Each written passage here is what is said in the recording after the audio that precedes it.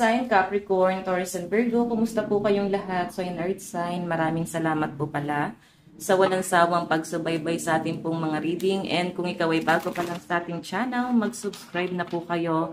Then, i-click mo na rin yung ating notification bell para lagi kang updated sa ating mga bagong upload. So, by the way guys, ang reading pala natin ngayon is ganap sa inyo this week. Okay? So, ang bilis ng araw, no? So guys, sa mga interesado pala sa ating private reading, sa ating rituals, ayan, nag-offer tayo ng rituals. Message nyo lang ako sa mga gusto mag-inquire. Iiwan ko na lang po yung link ng aking Facebook sa ating pong description box below. Okay, so tingnan natin, ganap sa inyo this week. Doon muna tayo sa inyong angel message, no? Message sa inyo ng inyong mga gabay, angel number.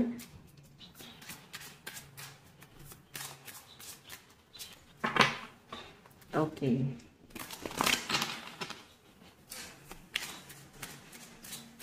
Meron tayong 555. So, baka like ka nakakita ng angel number 555, tapos hindi mo alam kung ano yung meaning. So, ayan.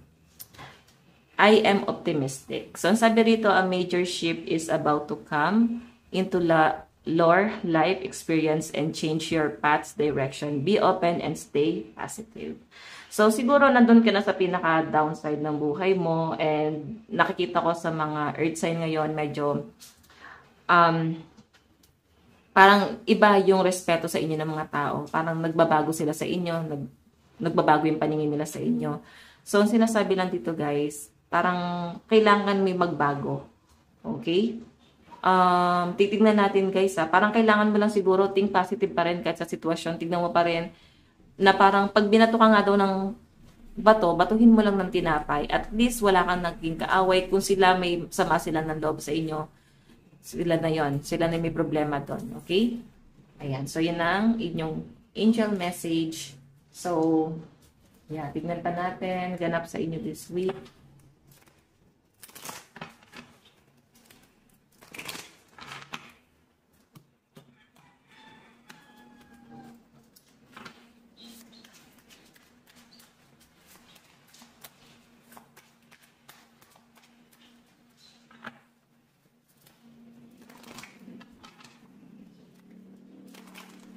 Earth sign, Capricorn, Taurus, and Virgo. So guys, meron tayong the lovers. So pag patungkol to sa love life mo, may nakikita ako dito guys na pwedeng parang kailangan, parang tulong kasi nakikita ko dito. Parang yung sense of responsibility nandun eh. Iniisip mo dito yung kapakanan ng pamilya mo, iniisip mo yung kapakanan ng partner mo, kung paano ka makakatulong, kung paano kanya matutulungan, kung paano magkakaroon ng give and take. Nakikita mo na may problemang kinakaharap itong partner mo ngayon. Okay? So, sa pinapakita sa akin dito na hindi mo alam kung paano ka makakatulong sa kanya, siguro, yung basic lang guys na effort, okay na yon. Kasi, ang tao naman guys, pag mahal ka, mabilis maka-appreciate niyan. Kahit maliit na bagay, ma-appreciate nila yan. Okay? Tingnan pa natin.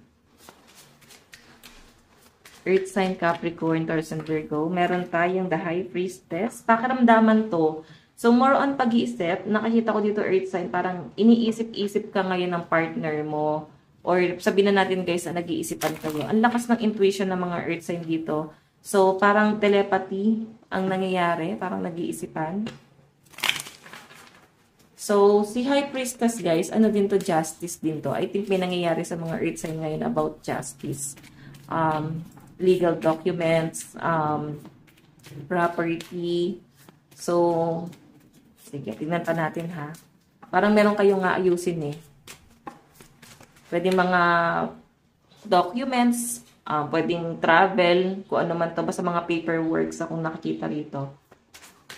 Earth sign. Meron tayong Queen of Pentacles. May nakikita ko dito guys, parang tatraydor. So, ingat guys ha, may nakikita kong pwedeng magbe-betray sa inyo nang hindi mo ina-expect, no? Pwedeng taong malapit pa sa inyo yung pwedeng mag-betray sa inyo. So, ingat kayo guys, sa nakikita ko rito, pwedeng may titira sa inyo patalikod nang hindi mo namamalayan. So, ingat na lang guys, pwedeng nag-o-offer sila ng pera, mag-o-offer sila ng tulong, pwedeng baka ma-set up ka, so hindi ka aware na meron pala sila guys, pinaplanong masama para sa inyo. So, ingat ka guys ha. Tingnan pa natin. Earth sign.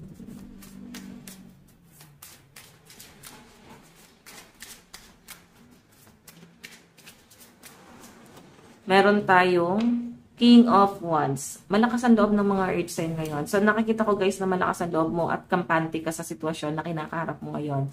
Kampante ka na ma-overcome mo itong mga problema kinakaharap mo ngayon. Nandun ka sa point na medyo nagdududa ka na tuloy sa mga taong pinagkakatiwalaan mo. Kumbaga lahat ng tao pwedeng pinagdududahan mo na pwedeng may gumawa sa inyo na hindi maganda.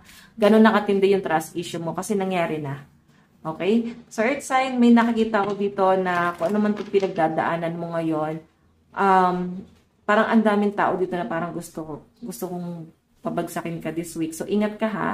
Especially sa love life mo. Kung iniisip mo yung partner mo ngayon, nakikita kong iniisip ka naman niya ngayon. And I think meron kayong kinakaharap na matinding problema. Pwedeng ibang taong involved na parang pilit gusto pabagsakin tong relasyon nyo. So, kung involved kayo sa third party, pwedeng may ibang person dito na, pwedeng third party or other person ang gumagawa ng pwedeng ikakabagsak niyong dalawa. Okay? So, tignan pa natin earth sign. Meron tayong, ayan, 7 of Cups. Ito guys, sa dami ng, parang ginawa daw. Sa dami ng ginawa, sa dami ng nangyari. Bakit parang hindi tinanaw na utang na loob? So, limitahan nyo guys ang pagtulong. Sa totoo lang, no? Hindi lahat ng tao pwedeng ibabalik sa inyo yung utang na loob na yan. Okay? So, pagdating naman sa love life mo, tignan natin. Pagdating sa love life mo, earth sign, meron tayong something to say. There's something I really want to share with you. I'm waiting for the right time to tell you. So, ibig sabihin, meron siyang gustong sabihin sa inyo or pwede meron kang gustong sabihin, basta something like that. Meron gustong sabihin dito or pag-uusap na mangyayari pero hindi pa ito yung tamang panahon para pag-usapan to. So, I think merong kumukuha ng tiyempo para makapag-usap ulit or mapag-usapan tong bagay na to. Ganun. Meron tayong my dreams. I've been dreaming about you. In my dreams, we are so free and in love. Wish I could stay there forever. So, alam niyo guys, madalas napapaginipan ka ng person mo. So, patungkol talaga to guys sa third party. Pwedeng may confrontation na nangyari.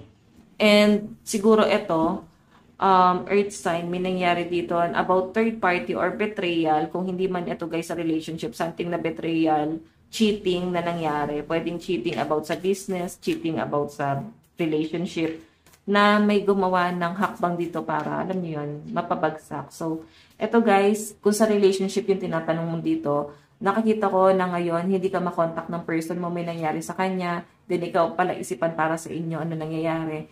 So, sinasabi lang dito na napapaginipan kanya or napapaginipan mo siya, and doon parang napapaginipan niya na malaya kayo at walang ibang person na pwedeng sumisira sa relasyon nyo. Walang ibang person na nagpapabagsak sa inyo ngayon. Okay? Pwede kasi guys na ito, ang hirap ipaglaban nito lalo na kung kayo ay nasa third party, masyadong komplikado yung sitwasyon na nakikita ko dyan, earth sign. So, tignan pa natin, father wound. My father is big influence on my behavior now. As an adult, I have challenges with connecting to the divine masculine energy within me and externally. Actually guys, kung sa pera naman yung concern mo, I think ang nakikita ko gusto mong ibigay lahat sa person mo. Kaya dumarating sa point na nakakapagtipid talaga kayo. As in tipid na tipid yung ginagawa nyo dito. Para kahit papano may sumobra na ma-provide doon sa mga anak nyo, sa pamilya nyo. Kasi may nakikita ko guys, parang ang dami nyo pang kulang na kailangan bilhin, kailangan ma-provide, pero hindi guys, ma-provide ngayon. Okay, kasi nakikita ko yung parang kapos sa pinansyal, no? Kakulangan sa nakikita ko dito. Okay, so parang lahat na ng sacrifice ginawa na ng mga earth sign para dito. Tignan natin guys, message para sa'yo. Meron tayong, if you stumble, make it part of the dance. Okay, so yung earth sign, ito lang po ang inyong reading. Maraming salamat po. God bless and love you all. Bye-bye.